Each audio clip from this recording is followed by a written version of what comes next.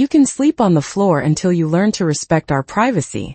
My daughter-in-law's icy voice cut through the phone like a slap across the face. 71 years of life, and for the very first time someone was ordering me to sleep on the floor like a dog in my own home. Understood, I replied. A single word. Cold. Calculated. Because in that very moment something inside of me died forever. 20 minutes later, I was dragging a mattress across the living room of my own house, preparing my new room on the cold floor where my daughter-in-law, Jessica, had decided I should spend the night. As a punishment. As a lesson.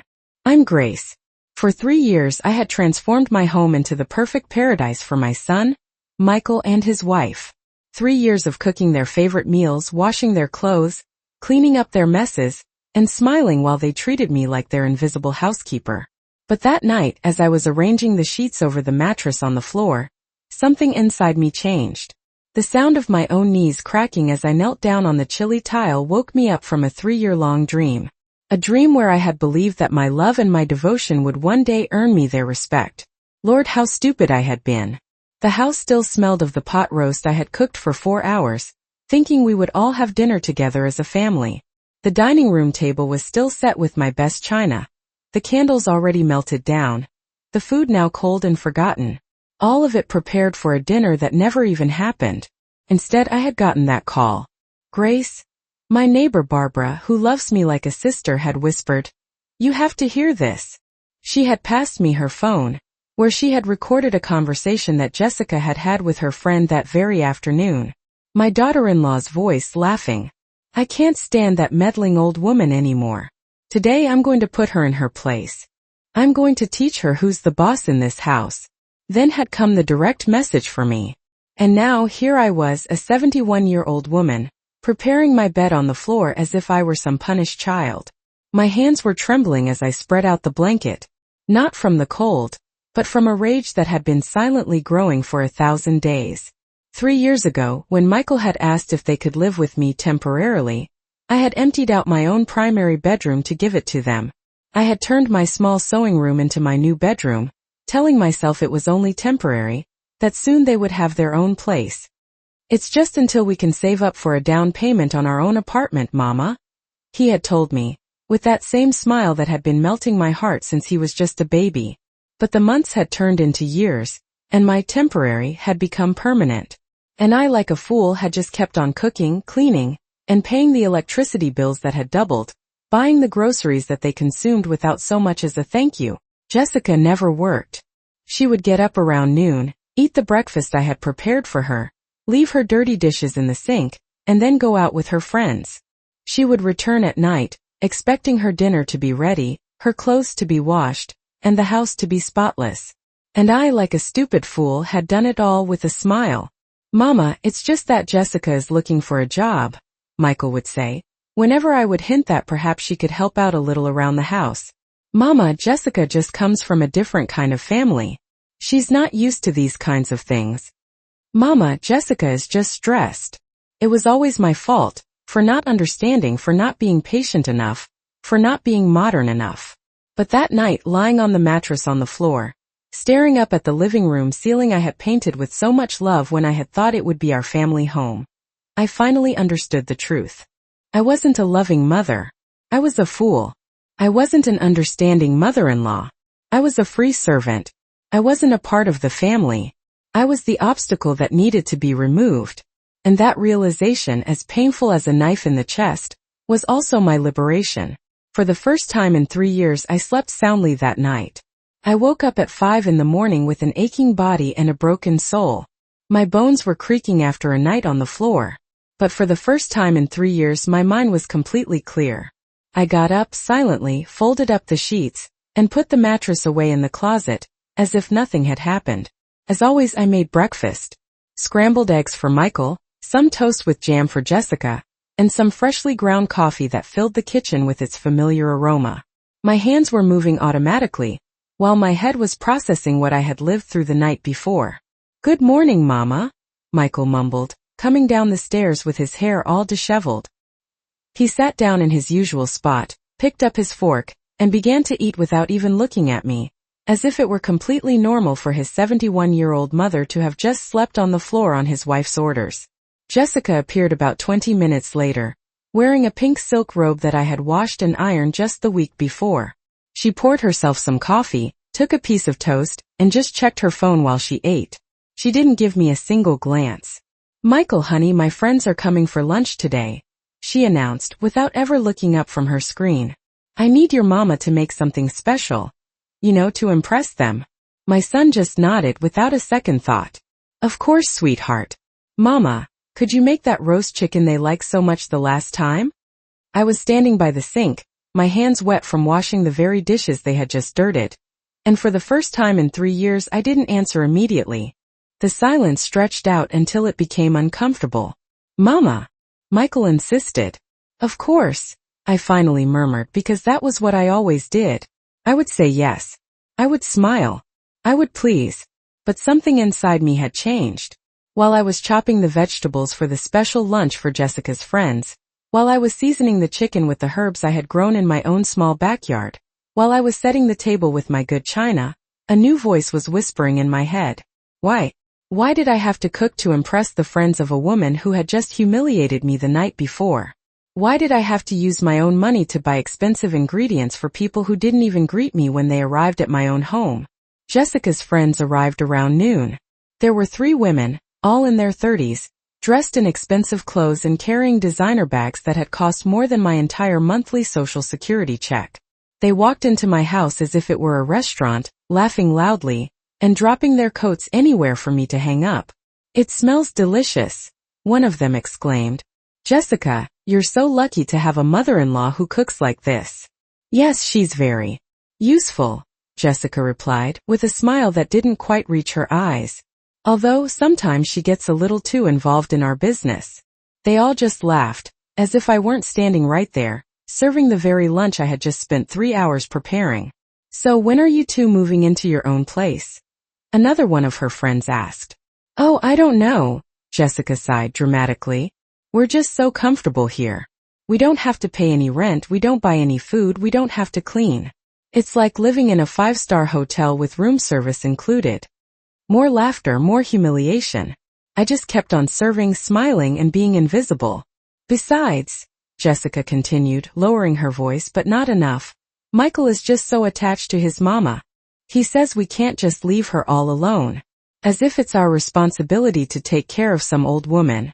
An old woman. That's what she thought of me. A burden. A nuisance. An old woman to be tolerated." I finished serving the cheesecake I had prepared that morning, the one that had taken me 2 hours to make, and then I retreated to the kitchen. From there, I could hear their conversations, their laughter, their derogatory comments about the mother-in-law who doesn't understand boundaries. I washed the dishes in silence, I put away the leftover ingredients, and I cleaned the kitchen until it just sparkled. All of it was automatic, all of it was mechanical, while my mind was processing every single word I had just heard. When they had left, Jessica didn't thank me. Neither did Michael. They just disappeared into their room, my old room, and they left me all alone, cleaning up the remains of a lunch where I had been the butt of the joke. That evening, as I was preparing dinner, Jessica came down to the kitchen again. She leaned against the counter and looked at me with that fake smile she had perfected.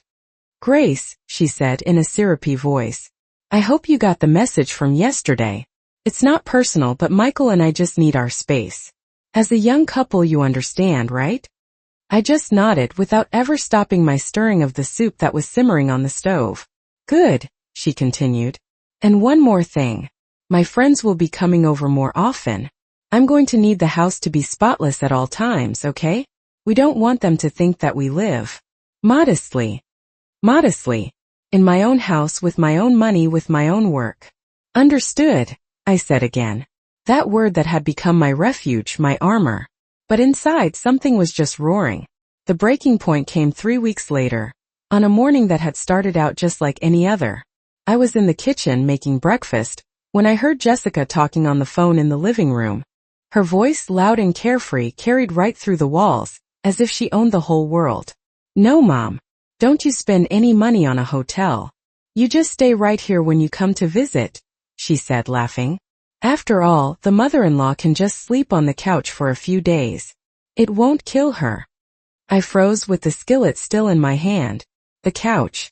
After making me sleep on the floor, now she wanted me to sleep on the couch so her own mother could use my little sewing room. Yeah, Mom. You know how old people are. They just get used to anything, Jessica continued.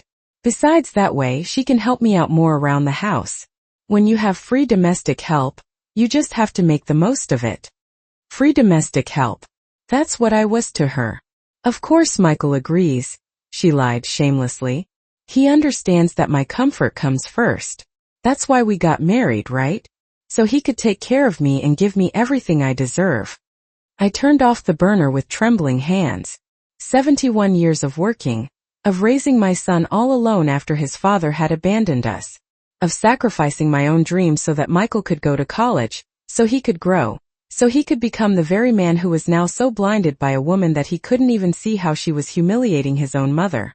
The problem is, the old woman just gets so sentimental sometimes, Jessica went on. Yesterday, she told me that she missed sleeping in her own bed. As if that's my problem. I told her straight up, Grace, this is my house now. If you don't like it, you know where the door is. She was lying. She had never said that to me.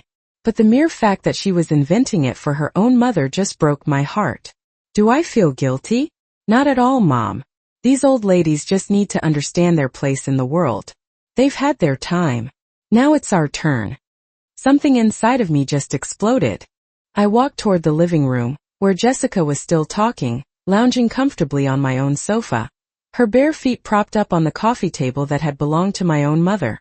I just stared at her, until she felt my presence and looked up. Mom, I'll call you back, she murmured into the phone. But she didn't hang up. She wanted her mother to hear what she was about to say to me. What do you need, Grace? She asked with that perfected icy smile. I need you to pack your things, I said in a voice I didn't even recognize as my own. And I need you to get out of my house. Jessica just blinked confused. Excuse me. You heard me. I want you and Michael to leave. Today. She sat up on the sofa, the phone still at her ear.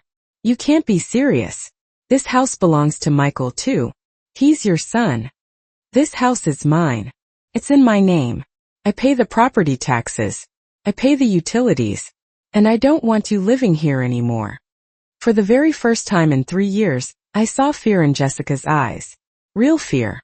Michael, she screamed toward the stairs. You get down here. Your mother has lost her mind. My son came running down, his shirt half-buttoned. What's going on? Your mother is kicking us out of the house. Jessica sobbed, instantly switching into victim mode. I don't know what I did wrong. I was just talking to my mom. And suddenly she just got like this. Michael looked at me with an expression I knew so well. It was the same one he would get as a child when he'd done something wrong. A confusion that was mixed with some guilt. Mama, what's happening? Why are you doing this? You ask your wife, I replied, my gaze fixed on Jessica. You ask her what she said to me last night about sleeping on the couch. You ask her what she tells her friends about the useless old woman who cooks for them for free. That's not true, Jessica protested, but her cheeks were turning red. You're lying. You're just making things up because you're jealous that Michael loves me more than he loves you. Mama, please, Michael pleaded with me. There must have been some kind of a misunderstanding. Jessica wouldn't. Wouldn't what, Michael? I cut him off. Wouldn't order me to sleep on the floor like a dog? Wouldn't call me free domestic help? Wouldn't make fun of me with her friends in my own house? Michael fell silent. In his eyes I saw the exact moment that he realized I was telling the truth. But I also saw something else. Something that broke my heart forever. I saw that he didn't care. Mama, he whispered. Maybe you're just exaggerating a little bit. Jessica's young. Sometimes she just says things without thinking. But, you know, we want you here. They wanted me there. As the housekeeper who worked for free. As the old woman who took care of all the problems so they could live like royalty. I walked to the front door and I opened it wide. You can't just kick us out. Jessica shrieked. You don't have the right. I just smiled for the first time in weeks. I have every right in the world. This is my house. Mama, you can't be serious, Michael shouted. But for the first time in 3 years I was completely serious. Where are we going to go? We don't have any money saved. That's not my problem, I replied with a calm that surprised even myself. You had 3 years to save. 3 years of living rent-free, of eating for free, of not paying a single bill. What did you spend your money on? Jessica stood up like a cornered animal. You told us we could stay. You made us believe that this was our house too. It was a temporary favor. You turned it into a permanent arrangement without ever asking me. But we're family. Jessica sobbed, and for the first time her tears seemed real. I thought you loved me like a daughter. I just laughed, a bitter laugh that came from the very depths of my broken soul. Like a daughter? Daughters help their mothers. Daughters appreciate the sacrifices. Daughters don't order their own mothers to sleep on the floor. It was a misunderstanding, she cried desperately. I was angry because what, Jessica? Because I was breathing in your presence? Because I was existing in my own house? Michael approached me, his eyes pleading. Mama, please. Just give us 1 week to find something. Just 1 week. No, I said. No, Michael. You're leaving today. Now. But it's Saturday. We can't find an apartment on a Saturday. You could find the time to humiliate me on a Saturday. You could find the time to make fun of me on a Saturday. Now you can find a place to sleep on a Saturday. Jessica ran towards the stairs. I'm going to pack. But this is not over. You have no right to treat us like this. Jessica, I called out before she went up. She turned, her face all twisted with rage. Do you know what the saddest part of all this is? She just looked at me without responding.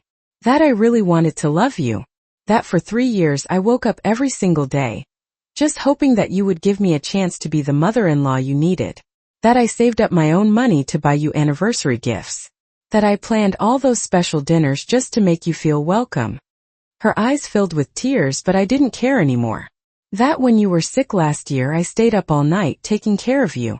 That when your own mother yelled at you on the phone, I was the one who comforted you. That when Michael was working late, I was the one who kept you company so you wouldn't feel so lonely.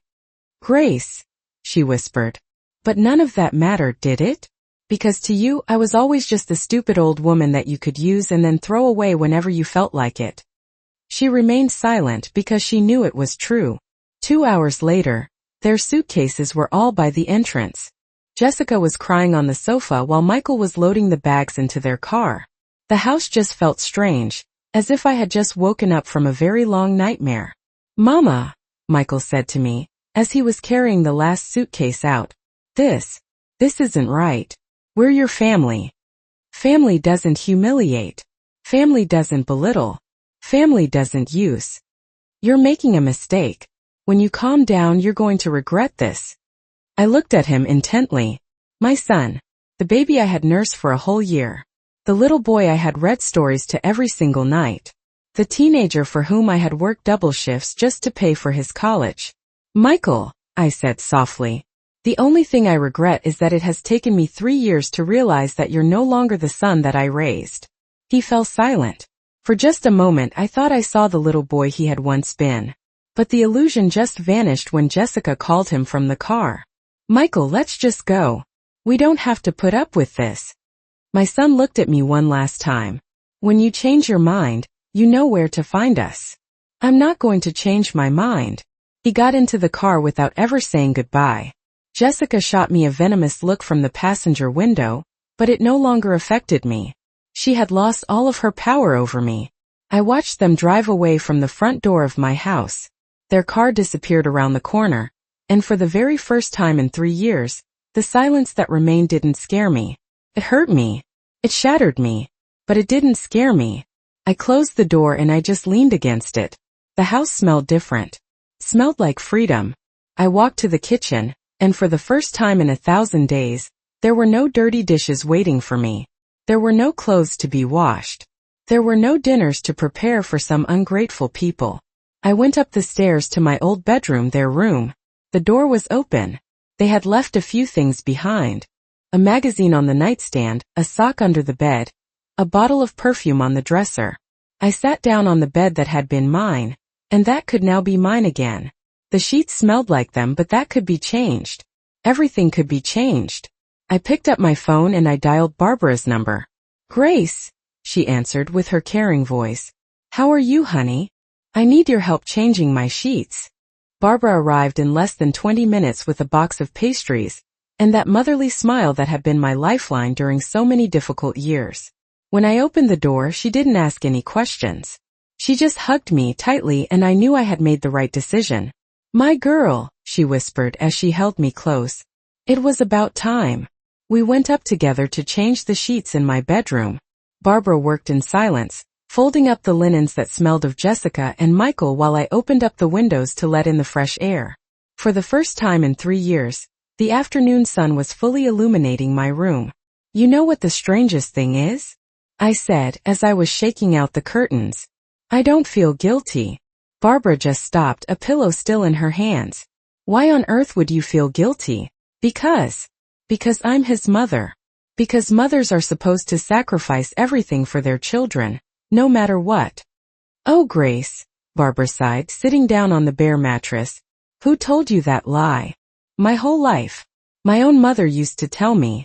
Society tells me. Even I used to tell myself." "Well, they lied to you, honey. Children grow up to be independent, not to turn their own mothers into slaves." Barbara was 73, 2 years older than me, but she had a wisdom I was just beginning to discover. Her 4 children all lived in different cities. They worked, they had their own families, and when they would visit her, it was with a genuine respect and affection. "Barbara," I asked as she was putting the clean sheets on my bed, "do you think I'm a bad person?" She just laughed, a clean laugh that filled the room with light. "Grace dear, you're the most generous person I know. Too generous. That was always your problem." "Too generous?" "Yes, honey. There's a difference between giving love and just letting people walk all over you. You just never learned that difference." That night, Barbara stayed for dinner with me. We cooked together something simple and delicious, and we ate at the kitchen table instead of in the formal dining room. We talked about everything, about our children, about our mistakes, about the years we had left to live. "Do you know what you're going to do now?" Barbara asked as we were washing the dishes. "I have no idea," I confessed. "For 3 years my entire life has just revolved around them. I don't even know how to live just for myself." "Well, you're going to learn. And it's going to be the most beautiful adventure of your entire life." "How can you be so sure?" Barbara dried my hands with a dish towel and then held my face, as if I were her own daughter. "Because for the very first time in years, when I look into your eyes, I see Grace. The real Grace. Not the shadow of a woman you had become." That night I slept in my own bed. My real bed. Between the sheets that smelled of floral fabric softener, and in a room where no one had told me that I didn't belong. I slept for 8 straight hours without waking up a single time. The next morning, a Sunday, I got up without rushing. There was no breakfast to be prepared, no clothes to be washed, no house to be cleaned to impress anyone's friends. I made some coffee just for me, some toast just for me, and I sat out on my patio to watch the sunrise for the very first time in 3 years. The phone rang at 10 o'clock in the morning. It was Michael. "Mama." His voice sounded tired, defeated. We spent the night in a hotel. Jessica hasn't stopped crying. And, Mama, please. This is ridiculous. We're a family. You two are a family, I corrected him. I am your mother. There's a difference. I don't understand what's gotten into you.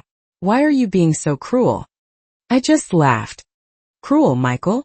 You want me to tell you what cruel is? Cruel is ordering your own mother to sleep on the floor. Cruel is calling her free domestic help. Cruel is making fun of her with your friends, in her own house. There was silence on the other end of the line. Michael, I continued, for 3 years you have lived rent-free in my house. You have eaten my food. You have used my utilities. You have slept in my bed. And never, not once, did you ever ask me how I was, if I was tired, if I needed any help, if I was happy. Mama, we thought. You didn't think. And that was the problem. What do you want us to do? Get down on our knees and beg for your forgiveness? I don't want you to do anything, Michael. You've already done enough. But you can't just cut us off like this. I'm your son. Being my son didn't give you the right to disrespect me. And being your mother didn't obligate me to just put up with it. I hung up the phone and I put it on silent. The rest of that Sunday was magical. I read a book I had bought months ago but had never had the time to open. I watered my plants without rushing. I called my sister Margaret, who lived in another city, and we talked for 2 whole hours without anyone interrupting me to ask me to make them something. Grace, Margaret said before we hung up, you sound different. You sound free. I feel free, I confessed. And for the first time in years I feel proud of myself. That night as I was lying in my own bed in my own room in my silent and peaceful house, I knew I had done the right thing. I had finally come home to my own life. On Monday morning, the first of the attacks began. Not physical but something much worse. Emotional blackmail disguised as family concern. My phone rang at 7 in the morning. It was Jessica's mother, a woman who had never said a single word to me in 3 years, but who was now presenting herself as the voice of reason. Grace, it's Linda, Jessica's mom, she said in a syrupy voice. I'm very worried about this whole situation. What situation? I asked, though I knew perfectly well what she was talking about. Honey, the kids told me what happened. Look, I know that sometimes we daughters-in-law can be complicated, but kicking your own son out of the house, that's a very serious thing. I didn't kick my son out. I asked them to leave my home after 3 years of abuse. Abuse? Oh, Grace, don't you exaggerate. They're just kids. They're still learning. Jessica tells me she has always treated you with so much respect. I let out a mirthless laugh. Respect? Is ordering me to sleep on the floor respect? I'm sure it was just a misunderstanding. Jessica is devastated, Grace. She hasn't stopped crying since yesterday. What a shame. An uncomfortable silence followed. Linda had expected me to immediately give in to her daughter's tears. Grace, she continued, her voice now firmer, you can't be so cruel. Think about your grandchild. What grandchild? The one they're going to have. Jessica's pregnant. My blood just ran cold. What? She just found out last night. That's why they're so desperate. They can't be just bouncing from hotel to hotel with a baby on the way. I hung up the phone with trembling hands. Pregnant. Jessica was pregnant, and they were telling me this now just as I had kicked them out. The phone rang again. This time it was Michael. Mama? I need to talk to you. Your mother-in-law already called me. Did she tell you about the baby? Yes. Mama, please. Everything changes now. You're going to be a grandmother. You can't deny your own grandchild the right to know you. Is she really pregnant? Or is this just another one of your manipulations? Of course she's pregnant. How can you even ask me that? Because for 3 years you've both lied about everything else. Mama, if you don't let us come back, my child will grow up thinking their own grandmother didn't even love them. The blow was a direct hit. He had found my weak spot, and he knew it. You come to the house, I finally said. But just you. I want to talk to you alone. Michael arrived an hour later, with dark circles under his eyes and his clothes all wrinkled. He sat in the living room like a stranger, his hands clasped together, his gaze lowered. You show me the pregnancy test, I said without any preamble. Excuse me. If Jessica is pregnant, then she must have a medical test. You show it to me. Mama, you seriously don't believe me? I seriously don't believe either one of you. The time for blind trust is over. Michael took out his phone and he showed me a picture. It was a home pregnancy test with 2 little pink lines. But something looked off. When was this test taken? Last night. Where? At the hotel. And where did you buy the test? The drugstores close early on Sundays. Michael got all nervous. We had it saved. Saved? Why? Because we've been trying to get pregnant for months now. That's a lie. What? It's a lie, Michael. If you had been trying for months, then Jessica would have stopped taking her birth control. And I know she's still taking it because I was the one who just picked up her prescription from the pharmacy. My son fell silent, trapped in his own lie. Besides, I continued, that photo is edited. You can see the filter they used to make the lines look more intense. Mama, you tell me the truth, Michael. Is she pregnant or not? He just hung his head, just like he used to do when he was 10 years old and I'd catch him getting into some mischief. She's not pregnant. And whose idea was this? Yours or hers? Jessica's. But Mama, we were just so desperate. We have nowhere to go. You had jobs. You had salaries. You had 3 years to save. But we thought that you were so stupid you were just going to gift us your house forever? Michael stood up. It's not your house. It's the family's house. Dad helped pay for it too. Your father left when you were 5 years old. I paid for this house all by myself, by working 2 jobs while I was raising a little boy who now just lies to my face. Mama, please. 1 more week. We just need 1 more week to find something. No. Why not? Because I don't trust you. Because 1 week would just turn into a month and a month would turn into a year, and a year would turn into me being your housekeeper again. No. You're not our employee, are you? Then what am I, Michael? Your guest in my own home? Your tenant who pays to live here? He had no answer. You go, I said, tired. And you don't come back until you understand that being my son does not give you the right to disrespect me. Mama, if I leave now, I might never come back. I looked at him squarely. Maybe that's for the best. For both of us. Michael left, slamming the door. But this time the sound didn't scare me. It was the sound of a door closing for good, on a chapter of my life that had lasted for far too long. That afternoon, Barbara came over for some coffee and found me calm. How are you after all of this? Free, I said. Finally I'm free. For the next 2 weeks, the house was filled with a silence that at first had terrified me, but that had gradually become the most beautiful symphony I had heard in years.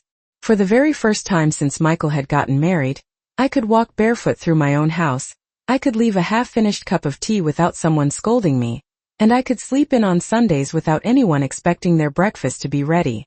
But Michael and Jessica hadn't given up. Their attacks came in ways I had never even imagined. One Tuesday morning while I was watering my plants out in the garden, a police car pulled up. 2 uniformed officers knocked on my door, their expressions all serious. Ma'am, are you Grace Miller?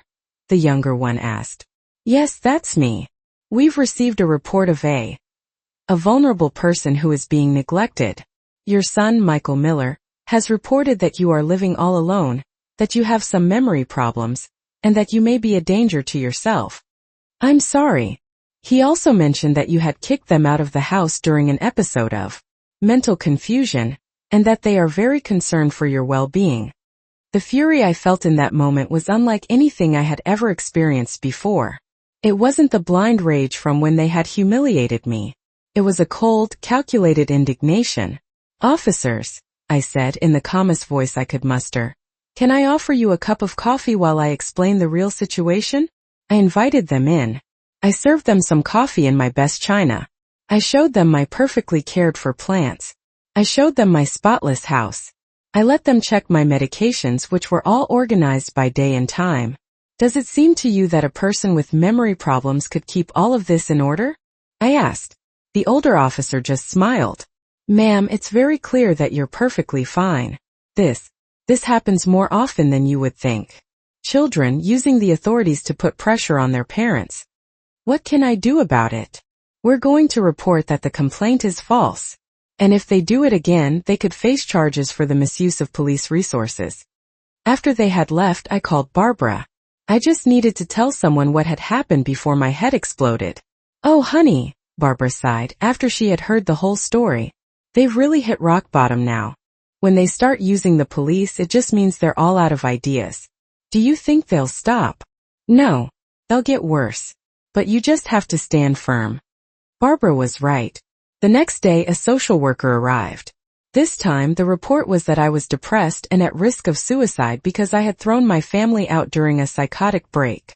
The social worker, an older woman named Patricia, was easier to convince than the police had been. After just an hour of conversation, it was clear that not only was I mentally stable, but that I had made the healthiest decision of my entire life. Mrs. Miller, she said before she left, I've seen many cases just like this. Adult children who just can't accept that their parents have boundaries. Your son needs therapy, not you. But the worst was yet to come. On Friday afternoon, Barbara came running over to my house with the local paper in her hands. Grace, you need to see this. It was an article in the letters to the editor section, signed by Michael Miller, a concerned son. The headline made my blood run cold. When Alzheimer's tears families apart. In the article, Michael had described a mother who had started showing signs of dementia, who had become aggressive and paranoid, and who had kicked her own son and her daughter-in-law out of the house in a fit of confusion. He had asked for the community's understanding, for all the families who were struggling with this terrible disease. He's publicly diagnosing me with Alzheimer's. I screamed after I had read the entire letter. He's telling the whole town that I'm crazy. Barbara just hugged me as I was trembling with outrage. Honey, this is defamation. You can sue him. That very afternoon I called Stephen Miller, a lawyer I had known years ago when I had worked as a secretary at a law firm. Stephen now had his own practice and an impeccable reputation. Grace, he said, after he had listened to my whole story, you have a very solid case for defamation, but you also have something else. What's that? Harassment. The false calls to the police, the social worker, and now this letter in the paper. It's a clear pattern of harassment. What can I do? We can file for a restraining order, and we can sue for both the defamation and the emotional distress. How much will it all cost? Stephen just smiled. For you, nothing. You can consider it a favor for old time's sake. Besides, when we win, they'll be the ones who are paying for all the legal fees. That night, for the very first time in weeks, I slept peacefully. I was no longer alone in this battle. I had allies, I had my rights, and I had the tools to defend myself. Michael had made a fatal mistake. By taking our family dispute into the legal arena, he had just opened a door that he could no longer close. On Saturday morning, as I was eating my breakfast out on my patio and reading the news on my phone, I just smiled for the first time in days. In the local news section, there was a small little article about a defamation lawsuit that had been filed the day before. It didn't mention any names, but I knew it was referring to my case. The war had officially begun. But this time I had the better weapons. The court summons arrived at Michael and Jessica's place on a Tuesday morning. Stephen had told me they would receive 3 documents: the defamation lawsuit, the request for a restraining order, and a notice that they had 72 hours to publicly retract their false statements about my mental health.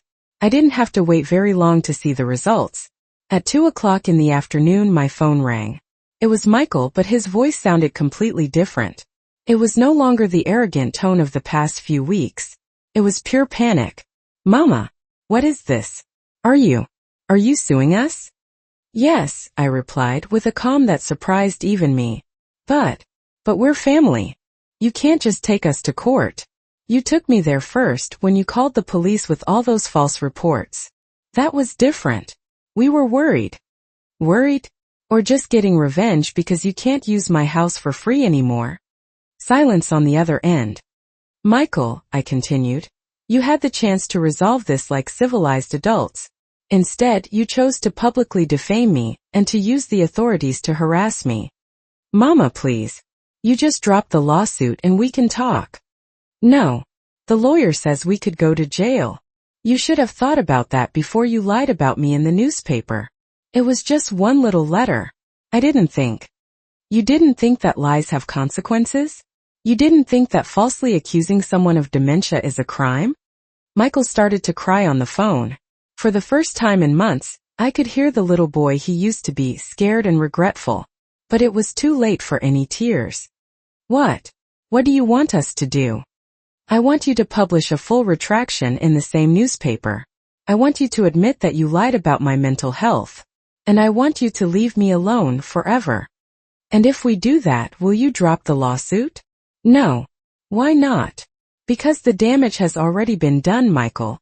Half the town now thinks I have Alzheimer's because of you. My neighbors are looking at me differently.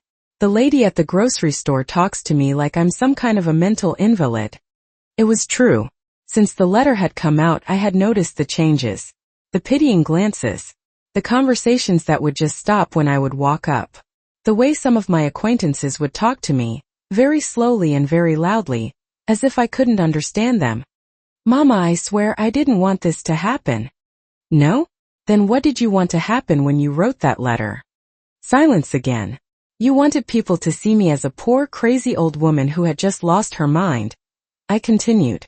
You wanted to generate some pity so that someone would convince me to let you come back. I just needed some help. Well, you got the exact opposite. I hung up the phone and immediately called Stephen. How do you feel? My lawyer asked. Powerful, I replied. For the first time in years I feel powerful. Good. Because the preliminary hearing is tomorrow, and you're going to need to be strong. The hearing was a spectacle I will never forget. Michael and Jessica showed up with a court-appointed lawyer, who clearly hadn't prepared the case very well. They sat in the back of the courtroom, she crying dramatically, and he with his head down. Stephen presented all the evidence meticulously. The recordings of the false police calls. The officers' reports, confirming that the claims were all baseless. Copies of the defamatory letter from the newspaper. Testimonies from Barbara and some of my other neighbors about my perfectly normal mental state. The judge, an older man in his 60s, reviewed everything with a very serious expression. Mr. Miller, he finally said to Michael, is it true that you called the police, reporting that your mother had some memory problems? Yes, Your Honor. But, and is it true that when the officers evaluated her, they found no signs of any mental deterioration? Yes, but, we thought. And is it true that you later wrote a public letter, claiming that your mother suffers from Alzheimer's, without any kind of a medical diagnosis to support it? Michael just remained silent. Your Honor, the public defender interjected, my client was just acting in good faith, concerned for his mother's well-being. The judge looked at him with disbelief. Good faith? Publicly defaming a person is acting in good faith? Stephen stood up. Your Honor, we are requesting an immediate public retraction, a payment for all the damages, and a permanent restraining order. Granted, the judge said without any hesitation. Mr. Miller and his wife have 48 hours to publish a full retraction in the same newspaper. Furthermore, they will pay for damages in the amount of $25,000, plus all of the legal costs. $25,000. It was more money than I had seen in one place in years. And Mr. Miller, the judge continued in a severe voice, you are hereby forbidden from approaching your mother, from contacting her directly or indirectly, or from making any public statements about her. If you violate this order, you will face criminal charges. Michael just slumped in his chair. Jessica moaned as if she'd just been stabbed. But I just felt like a 100-pound weight had been lifted from my shoulders. When we left the courthouse, Stephen just hugged me. Grace, you've just won more than a lawsuit. You've just won back your dignity. He was right. For the very first time in years, someone had listened to my side of the story and had decided that I was right. That night I celebrated all alone in my house, with a glass of wine and the certainty that I had just fought the most important battle of my life, and that I had won. The retraction was published in the local paper that Friday. It was a full public apology, where Michael had admitted that he had lied about my mental health, that I had never been diagnosed with any form of dementia, and that his statements had just been the product of a poorly handled family conflict. He had apologized to the community for the false information, and to me for all the harm he had caused. But more than the public apology, what really changed my life was what happened next. Barbara arrived that afternoon with a mysterious smile and an envelope in her hands. Grace dear, this came for you. It was a letter from the management of a senior living community in the nicest part of town. They had read about my case in the newspaper, and wanted to offer me a job as their new social activities coordinator. A job? I asked in disbelief. At 71 years old? You just read the whole letter, Barbara insisted, her eyes shining. The offer was incredible. Not only was it a part-time job, organizing events and activities for the retirement community, but it also included a beautiful, furnished apartment as part of the compensation package. It says right here that they were looking for someone with experience in family organization and handling difficult situations. I read out loud. My case has demonstrated exactly the kind of character and determination that they need. Are you going to accept? Barbara asked me. The decision should have been difficult. It meant selling the house where I had lived for 30 years, where I had raised Michael, where I had kept all of my memories. But when I thought about it, I realized that the house no longer held any happy memories. The last 3 years had just tainted every single corner with humiliation and pain. Yes, I said without any hesitation. I'm going to accept. The moving process was liberating in a way I had never even imagined. Every single box I packed was a weight that was just lifted from my heart. I donated most of my furniture, keeping only the things that truly mattered to me. The photos of Michael as a little boy, the books that had been with me for years, my mother's china. When a young couple with a new baby came to see the house, I knew I had made the right decision. They were looking at the place with the same hope that I had felt 30 years ago. The house needed a family that would fill it with love, not with resentment. My new apartment was small, but it was perfect.